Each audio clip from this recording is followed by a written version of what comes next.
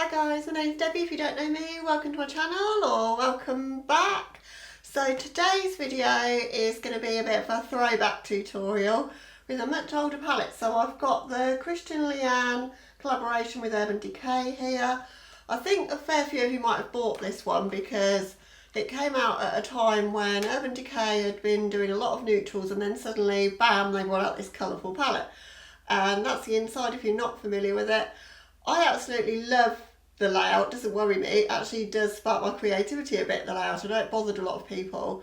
But the problem this palette has is that it doesn't have many mattes. Yeah, so it's got Tadgy in there and it's got 13th Floor, which is the black, and they're the only two mattes in the palette. But we don't let a simple little matter like a lack of matte stop us on this channel. Oh no. So I'm going to make a look out of this palette. Haven't used it for ages. The shimmer formula is absolutely incredible in this palette. The two blues are awesome. I've not used so much the gold or the green, so I'm kind of thinking I might play with those today. It's going to be a warm crease, I think. Kind of darkened it with a bit of the black. That's kind of my plan, but I'll make it up as I go along, as I tend to do. But I'll scooch you in and we'll get started. So to start off, I am going to go in with that Tagine colour and create a bit of a warm crease, which I'm kind of excited to do because I've not played with orange shades for quite some time. So I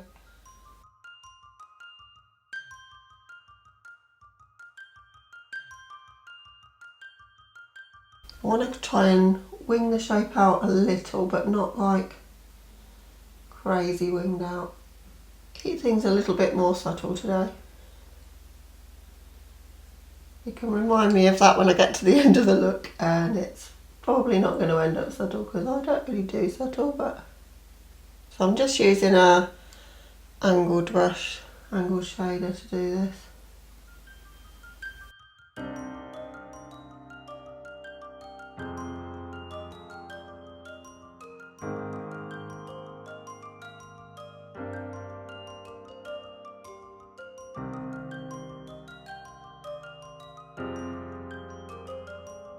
Swap to a crease brush now. I'm just going to build up the pigment.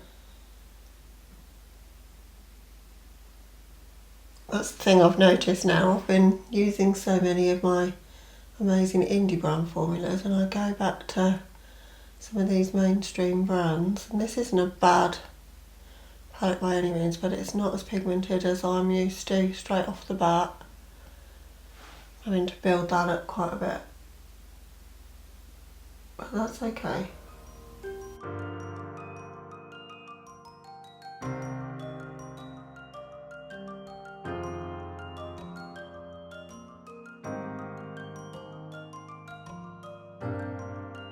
Okay, then taking the black 13th Floor, I'm just going to start building a bit more drama into the look. So I'm going into my crease, and I'm also going to pat that into the outer corner as well. This brush is good for this. This is a small tapered blending because it's got a point, but it is still quite fluffy. I find this works quite well for getting into the crease as such.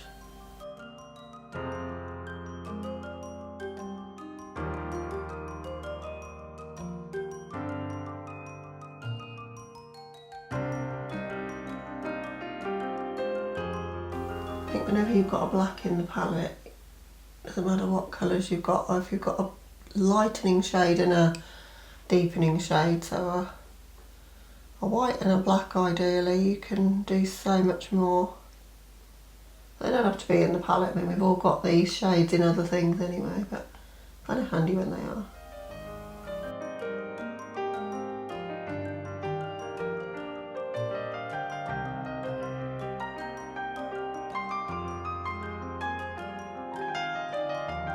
Not going to worry too much about the shadow getting on my lids because I am going to cut my crease anyway.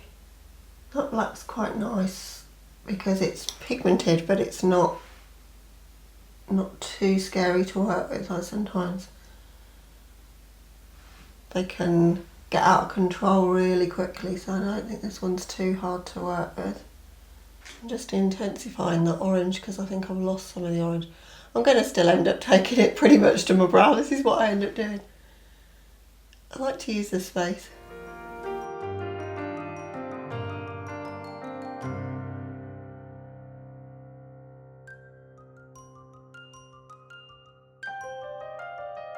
So I'm going to bring that orange onto my lower lash. Meet it with that orange in the corner. I'm really liking this kind of winged out shape that's winged out but not done with tape, not too sharp at the moment. And then close to my lower lashes, I'm going to take the black again and just define the lash line. Using a flat definer brush because it makes it super easy to get close to the lash line. Where that meets now in the outer corner, we've just got a bit of a harsh line, so I'm just going back in with the brush that we used for the black crease earlier. So that's all the prep work done, so I'm going to cut my lids now. I'm going just above my natural crease line because that's kind of the best on me so that you can see it.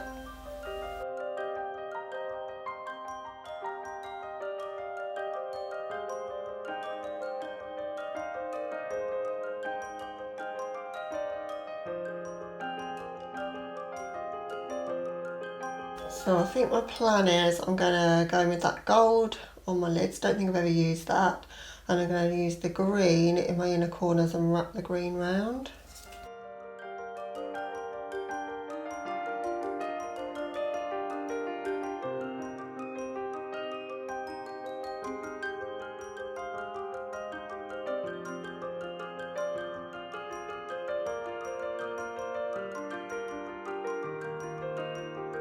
Just going to spray it, see if we can get a bit more pigment out of it. Oh, there we go.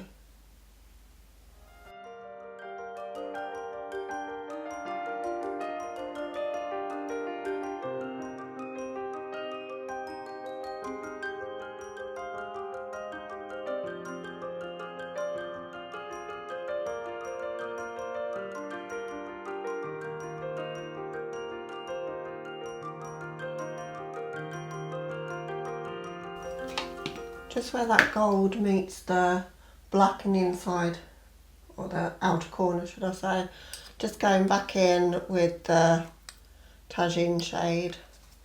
I'm just going to drag that across that gold.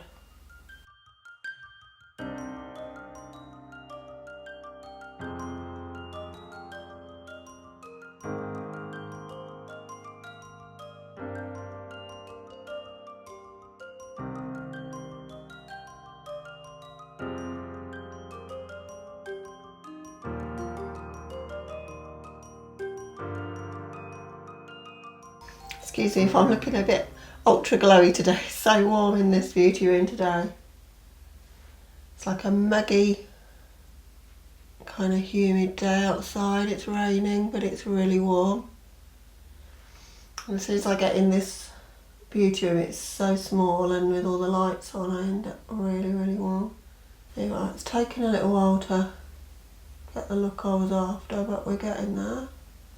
Okay, so now I want to go in with the green, as I say. Hoping a little smudge brush like this one will do the job.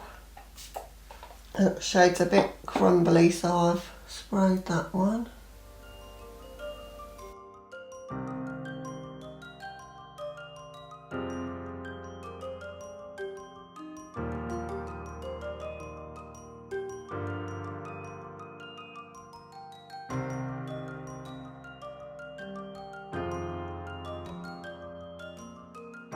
So I can keep it close to the lash line, I'll swap to a pencil brush to do the lower lash.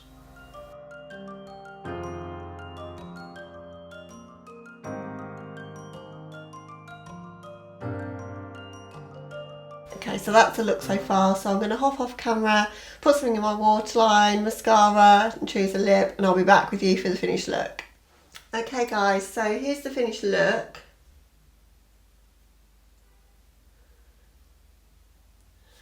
So in my waterline I popped this pencil Calm Mood from Linda Hallberg. Just come close so you can see it sort of echoing the green from the inner corners. And my lipstick is Jeffree Star's Pumpkin Pie. And I feel like this has ended up a very fall inspired makeup tutorial, which I'm not mad about because I can't wait for this heat to actually stop. I'm like dying in here, so hope I don't look too sweaty and glowy. I know I do, but I still wanted to put a tutorial up for you guys even though it's like roasting in here. So in terms of this palette, I think there's other things that I'd like to do with this. So I've not really played in the purples and blues zone for quite some time, and the split pans there, Leo and Brixton I think they're called, yeah, Leo and Brixton, they make super gorgeous inner corner highlights or lid shades. So I might do another tutorial with this very soon and play with those, because you can take this palette in so many directions and it is quite versatile. It's a small package as well, so I love it. And as I say, I've seen lots of people decluttering this one because of the layout and whatever, but I think you just got to look beyond that sometimes and just play with what you've got and create a look. So love the green. I really like the green. I'm into a bit of a, I don't know, limey green kind of vibe at the moment, so I'm really loving those sort of shades. But yeah, really enjoyed playing with this one. Hope you enjoyed seeing the tutorial. It's inspired you to maybe dig this palette out if you've got it. If you like the video, then please give it a thumbs up. And if you're new here, I'd love it if you consider subscribing before you go. But that's all I've got for you today, guys. So catch you in the next one. Bye.